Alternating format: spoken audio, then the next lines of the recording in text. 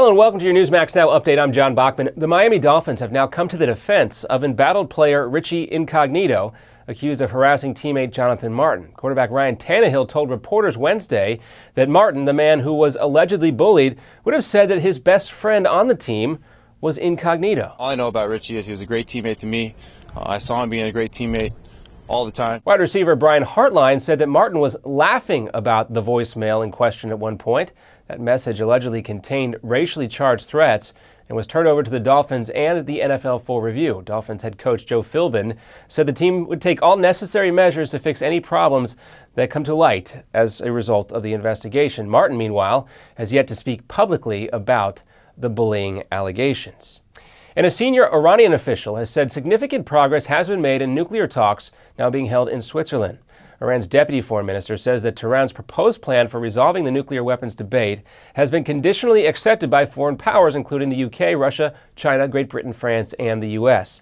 But Israeli Prime Minister Benjamin Netanyahu has expressed doubt that any real solution can be reached. I believe that as long as they continue their goal to enrich uranium, to get nuclear weapons, the pressure should be maintained and even increased because they're increasing enrichment. Any deal is believed to hinge on Iran slowing down or stopping key elements of its nuclear program in return for limited relief from those sanctions which have hit the country very hard. Many believe this would buy time for a more comprehensive deal to be negotiated over the course of the year. And Yasser Arafat may have been poisoned to death, that according to a team of scientists in Switzerland. They say new analysis of the former Palestinian leader shows his body was full of radioactive poisoning that could not have been ingested accidentally. The forensic expert would not say if Arafat was in fact murdered, but they did say his body had 18 times the normal level of polonium-210.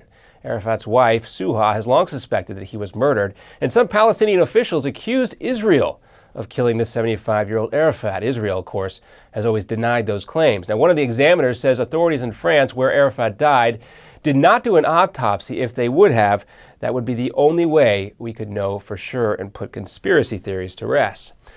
And Twitter is now a public company. The stock began trading at more than $45 a share. That's about 73% above its initial offering price. Sales boosted the value of the company to more than $30 billion, but the high price does come in spite of the fact that the popular microblogging network has yet to turn any kind of profit.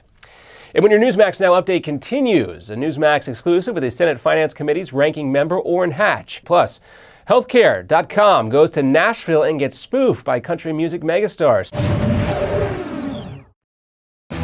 In 2013, half of your friends, family, and neighbors may lose their jobs, and you may be forced to watch helplessly as you are robbed of 90% of your life savings, all while your home's value is eradicated. Controversial economist Robert Wiedemer believes we will soon stare down a secret crisis that will rival the Great Depression. It was Wiedemer's 2005 book, America's Bubble Economy, that warned of coming meltdowns in our housing and stock markets. Washington did not heed his call, and folks on Main Street lost $50 trillion from the recession. His New York Times best-selling book, Aftershock, predicted our federal debt and dollar would be the next bubbles to burst. And now, Robert Wiedemer has released a startling video with shocking evidence the powers that be have tried to ban. But that hasn't stopped 50 million people from getting the truth. Join us at aftbook.com. That's aftbook.com. Hi, this is Dick Morris. Obamacare is taking full effect this year with over 15,000 pages of regulations. You need to know how this law affects you. That's why you should get your copy of Obamacare's Survival Guide.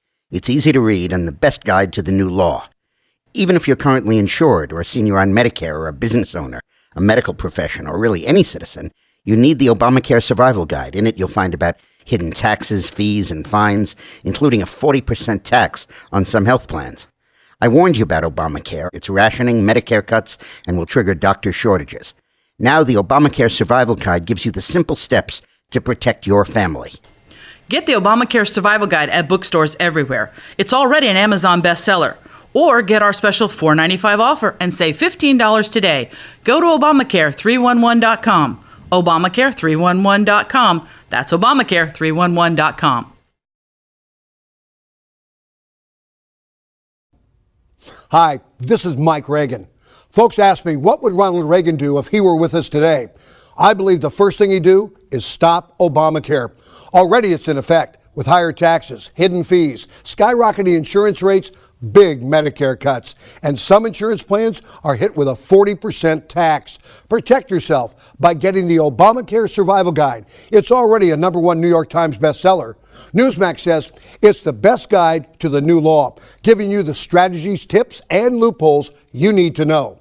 If you're insured on Medicare, a business owner, a medical professional, just about anyone, you need this book. Get the #1 bestseller, The Obamacare Survival Guide, at bookstores everywhere. Or get our special $4.95 offer and save $15 off the cover price by going now to Obamacare311.com. Obamacare311.com. That's Obamacare311.com.